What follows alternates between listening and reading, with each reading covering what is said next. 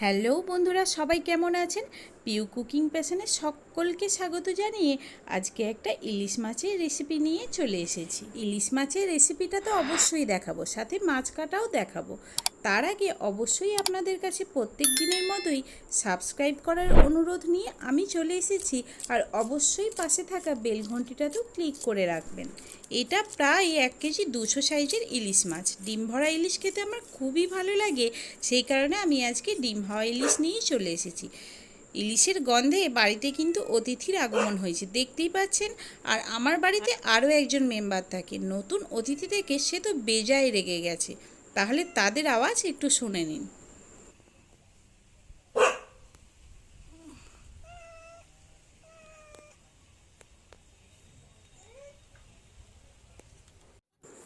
দেখতেই পেলেন আমার বাড়িতে কিন্তু মেম্বার অনেক।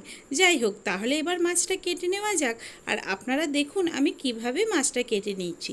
নিশ্চয়ই আপনারাও বাড়িতে এইভাবেই কাটেন। আর কে কে বাড়িতে না মাছ কেটে বাজার থেকে মাছ কেটে আনেন, সেটাও কিন্তু কমেন্টে জানাবেন। প্রথমেই আমি মাথাটা কেটে নিচ্ছি। মাথাটা কেটে নিলে মাছটা কাটতে আমার সুবিধা হয়। এবার আমি লেজের দিক থেকে লেজাটা কেটে নেব। কিছুটা পরিমাণ লেজা আমি কেটে নিচ্ছি, যাতে পেটি বার করতে সুবিধা হয়। আমি কিন্তু মাছটার পেটি বার করব। আর আজকে ওই পেটিরই রেসিপি বানাবো। দেখতেই পাচ্ছেন মাছটা কিন্তু পুরো ডিমে ভরা। ডিমটা আমি আপনাদের ভালোভাবে দেখিয়ে নেব। মাছটাই কিন্তু বেশ অনেকগুলোই পিস হলো। কতগুলো পিস হলো সেটা তো আপনারা দেখতেই পাবেন। তবে হ্যাঁ, তার আগে একটা কথা অবশ্যই বলে রাখি, ভিডিওটা কিন্তু স্কিপ না করে শেষ পর্যন্ত দেখতে হবে।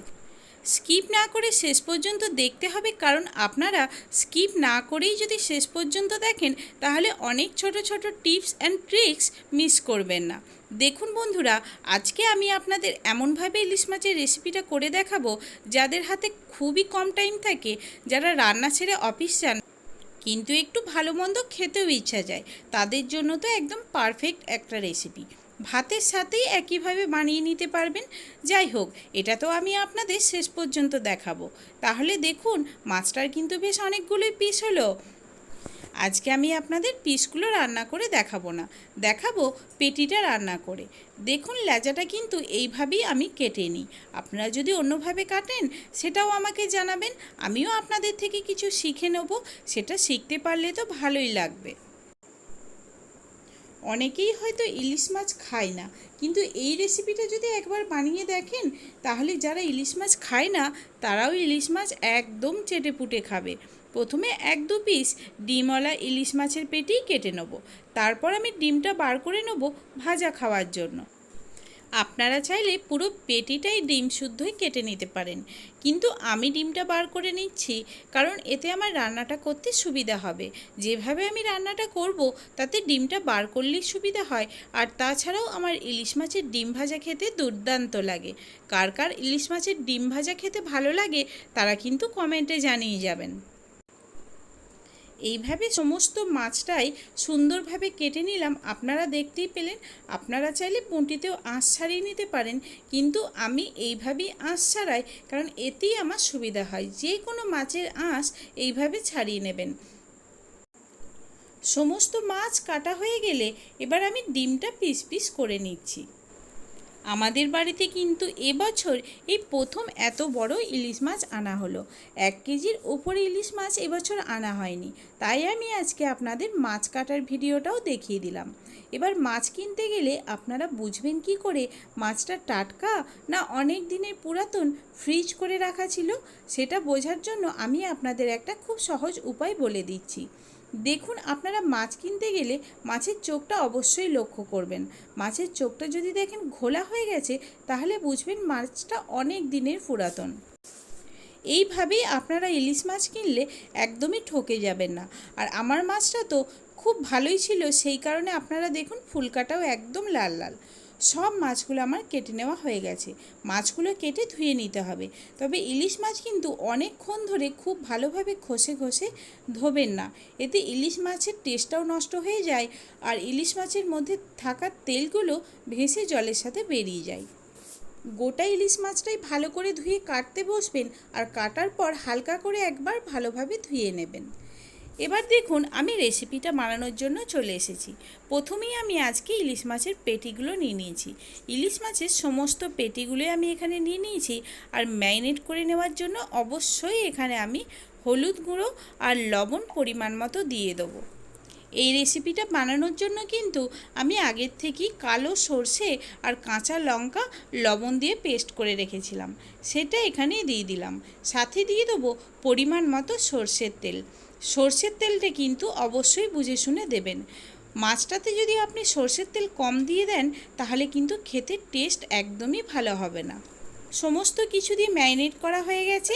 এবার আমি আজকে রেসিপিটা করব কিসে, এটাই তো আমি আপনাদের প্রথম থেকে বলছিলাম, ভাতের সাথে একই সাথে রেসিপিটা হয়ে যাবে।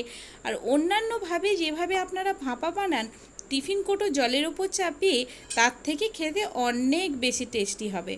এই রকম ডাল সেদ্ধর কোটো তো আপনারা যে কোনো স্টিলের দোকানে বা বাসনের দোকানে পেয়ে যাবেন। বড় মুখ দেখে কিনবেন, মুখটা যদি ছোট হয় তাহলে কিন্তু মাছগুলো ঢোকাতে অসুবিধা হবে। একে একে সমস্ত মাছগুলো আমি এই ডালের কোটোর মধ্যে দিয়ে দেবো। এটাতে যদিও আমরা মসুর ডাল সেদ্ধ করে থাকি, তবে ভাপা বানানোর জন্য কিন্তু এটা একটা পারফেক্ট কোটো। যেহেতু এটা প্যাঁচ সিস্টেম, সেই কারণে ভেতরের মশলাও বাইরে বেরিয়ে আসবে না, আর ভাত হওয়ার সাথে সাথে মাছটাও তৈরি হয়ে যাবে। বুঝতেই পারছেন, গ্যাসেরও সাশ্রয়, সেই সাথে সময়েরও সাশ্রয়। এখন তো মানুষের সময় অনেক কম, সেই কারণে যত তাড়াতাড়ি সম্ভব আর যত টেস্টি রান্না করে নিতে পারবেন ততই ভালো।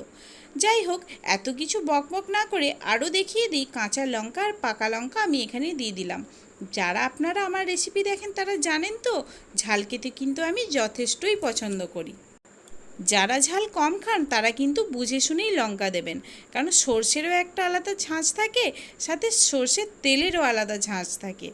অবশ্যই লঙ্কা দেওয়ার পর আরও একটু কাঁচা তেল দিয়ে ভালো করে পেঁয়াজটা এঁটে নেবেন। আর ওই যে ভাত সেদ্ধ হচ্ছে, চাল দেওয়ার পর যখন জল গরম হয়ে যাবে তখন এইভাবে ভাতের ওপর কোটোটা বসিয়ে দেবেন। আর একদম দেখতে হবে না, ভাত হতে যতক্ষণ টাইম লাগবে ততক্ষণ টাইমের মধ্যেই কিন্তু মাছটাও সেদ্ধ হয়ে যাবে আর রেসিপিটাও পারফেক্টলি হয়ে যাবে।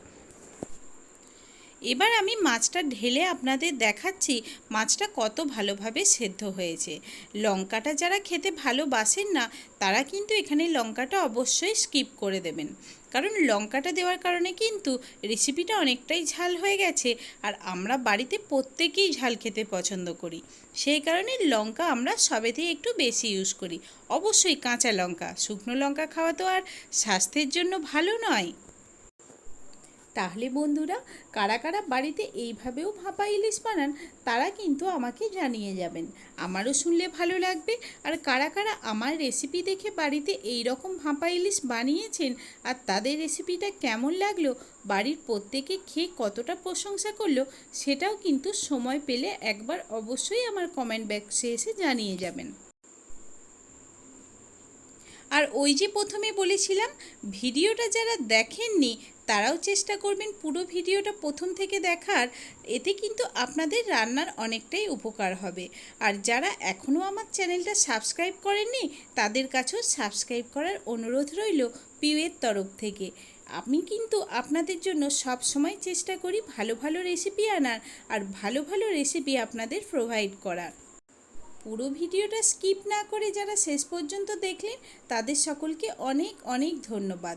আর যারা স্কিপ করে দেখলেন তাদেরকে বলবো একবার পুরো ভিডিওটা প্রথম থেকে শেষ পর্যন্ত দেখে নেবেন, নিশ্চয়ই আপনাদের ভালো লাগবে। পরবর্তী ভিডিও পাওয়ার জন্য অবশ্যই চ্যানেলটিকে সাবস্ক্রাইব করে দিতে ভুলবেন না।